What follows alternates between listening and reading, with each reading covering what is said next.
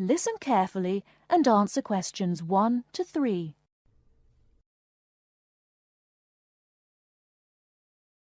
Many of you already have a reasonably firm idea of the general subject area you wish to study.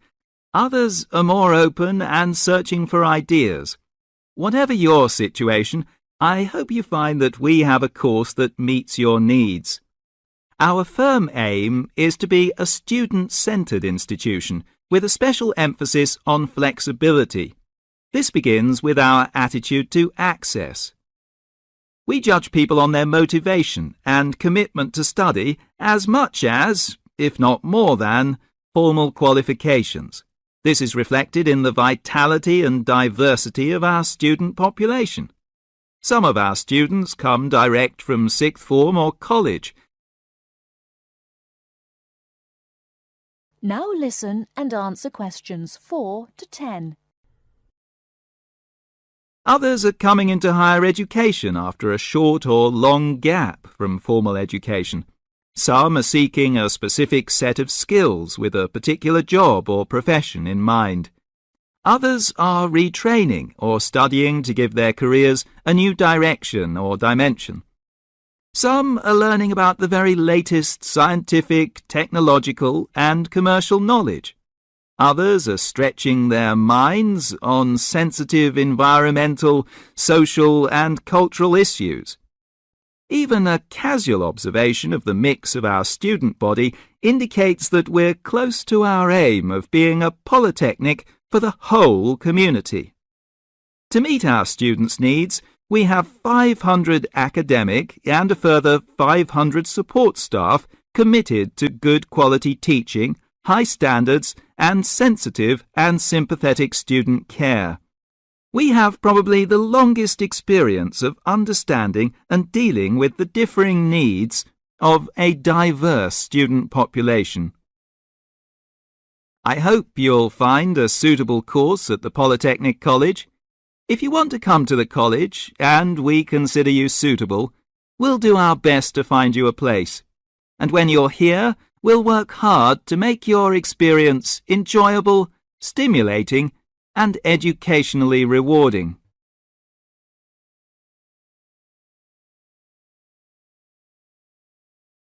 Now listen carefully and answer questions 11 to 16. Everyone knows that we have achieved a huge amount in terms of space exploration. The space race between ourselves and Russia went on for nearly 20 years, but we were the first to land a man on the moon.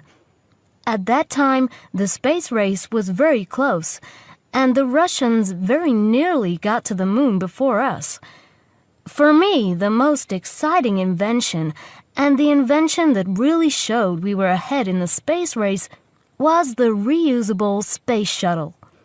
It was first successful in 1981 and has since been used on many missions. The reusable shuttle can carry astronauts on space missions and can serve as a laboratory in which to conduct experiments. It can be used to transport equipment to space stations or to collect or repair satellites. The shuttle carries between 5 and 7 crew members. When a mission is complete, the shuttle fires thrusters, which propel it back into the Earth's atmosphere. It then glides down to make its landing.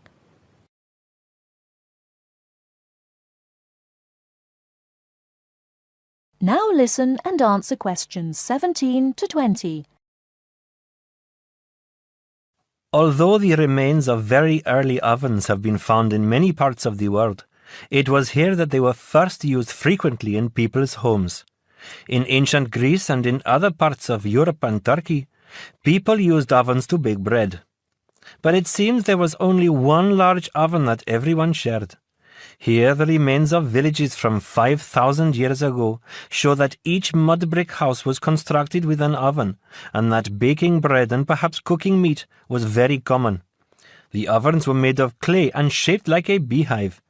Inside they had shelves, so that a number of loaves could be cooked together. and an opening at the bottom from which ash could be removed.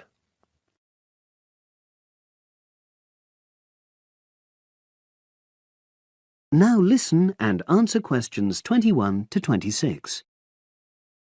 So, Brad, what did you think of the article on group work? Oh, hi, Helen. Yeah, it was pretty good, with helpful pieces of advice on how to make group work effective. I think we were lucky to be given such a straightforward text to present at the management skills seminar. Yeah. Actually, shall we discuss it now? Have you got time? Sure, it's only a 10-minute presentation, so we just need to explain and then give our views on the main points raised in the article. I'll jot down some notes. Right. So, there are 3 main sections. I suggest we start with listening. Yeah, effective listening in groups, because it's not something that's frequently covered on courses in our field.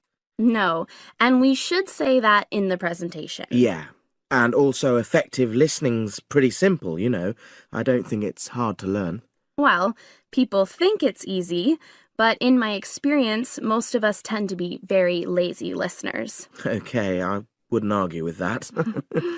Something I do think we should emphasize is the power of the listener's posture, gestures, etc., in making speakers feel respected. Not that you're just waiting for them to finish before jumping in with your own ideas. Uh-huh. Okay, right. The next section is on goal setting. Let's make sure we're clear what the article says on this. Yeah. Well, firstly, it says that all group members must be given time to explain their own goals. That's it, yeah. And then, did it say that the whole group should agree on common goals? That's a bit too strong. It's more that everyone's agendas should be equally acceptable. But it does say that goals have to be realistic, you know. Achievable within a particular time? You've got it. That's really what the article's saying. There isn't really any point in having ideals if group members know they won't come to anything within a reasonable period. So, I think a summary covering those points will be enough for that part of the presentation, don't you? Yeah. Now, the last section is about conflict resolution. Actually, I thought it was the worst part of the article. Me too. I don't think it went into sufficient detail on the issue. Actually, I thought it devoted too much space to it, but that it was all rather boring, you know? It didn't mention some of the more radical theories. Absolutely. I found that really irritating. Right, and also I think it could have said more about conflict sometimes being healthy in groups. Absolutely. It just mentioned rather glibly about how we should avoid thinking of winners and losers, and that quick resolution of conflict is always desirable. Without explaining what these terms mean? Well, it gives quite detailed definitions, but doesn't develop a proper argument. Right. So, for the presentation, I think we just give some definitions and then explain what we felt were the weaknesses in the article's treatment of conflict resolution. Yeah, good. Now listen and answer questions 27 to 30. So, let's think about what we have to prepare for the actual presentation. Well, I suppose we'll use PowerPoint, but I'm hopeless at using it, especially if it has any visuals. I really have to look into doing a course on it because I know I'll need it in the future. Don't worry, I'm quite happy using PowerPoint and I'll put it together when everything else is ready. That's a relief. But yes, do that later. Okay. Now, I heard the tutor saying we have to include some well-chosen quotations from the article. I'm not sure if we do. I'll email him to find out. No need, I can just have a look at the specs he gave us when he set the task. That'll be quicker. But the tutor definitely said we have to prepare a handout to go with the talk. I'm not really sure how we do that. Sarah did one last year. Who's she? She's doing the same option as me on marketing. I'll ask her advice on what to include. Great.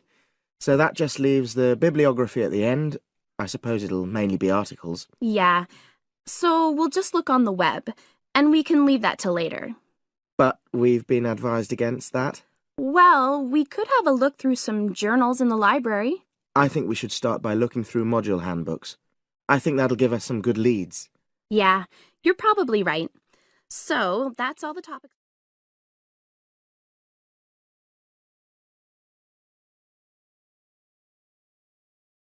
Now listen carefully and answer questions 31 to 40.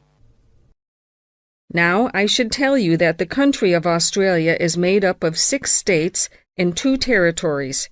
These are the Australian Capital Territory, New South Wales, the Northern Territory, Queensland, South Australia, Tasmania, Victoria, and Western Australia.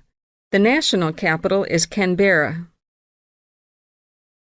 Right, let's turn to the Australian economy.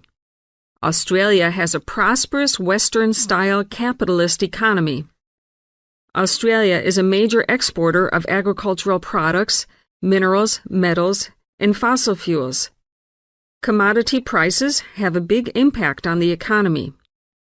Australia suffered from the low growth and high unemployment typical of the OECD countries in the early 1990s, but the economy has expanded at reasonably steady rates in recent years.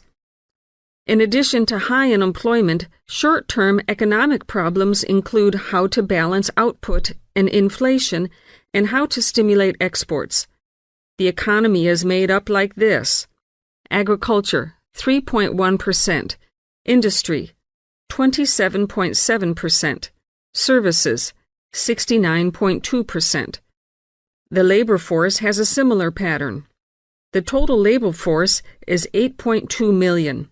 34% work in finance and services, 23% work in public and community services, 20% work in the wholesale and retail trade, 17% work in manufacturing and industry, and 6% work in agriculture. What are the chief industries of Australia? They are mining, industrial, and transport equipment, food processing, chemicals, and steel. What are Australia's main agricultural products? They are wheat, barley, sugarcane, fruit, cattle, sheep, and poultry. And who do we sell our products to? At present, our chief export market is Japan, which takes 24% of our exports. After that, South Korea takes 8%, and New Zealand and the U.S. each take 7%. In years to come, however, we expect China to become a significant trade partner. China already supplies 5% of Australia's imports. This is the same amount as New Zealand. Meanwhile, we take 1/5, in fact 22% of our imports from the U.S., 17% from Japan, and 6% from the UK. So what sort of things does Australia import? Well, we import a lot of machinery and transport equipment, especially computers and office machines, also telecommunications equipment, and in addition we have to import oil and petroleum products. So let's move to the subject of communications in Australia. We have an estimated 8.7 million telephones and 9.2 million televisions. There are some 134 television broadcast stations and 325 radio stations. The related subject of transport is naturally very important in such a big country as Australia. Let's look at highways first. There are 2 kinds of highways, paved and unpaved. Paved highways are regular roads with a permanent surface. But actually, we have more unpaved highways, around 60%, than paved, when all the country roads are included. In addition, Australia has a railway network of over 38,000 kilometers. But you'll probably find it hard to believe how many airports we've got. 10? 20? 50? No, the total is 443. Of course, this includes many short runways on farms and in the outback. There are only 9 airports with runways of more than 3,000 meters. You now have half a minute to check your answers.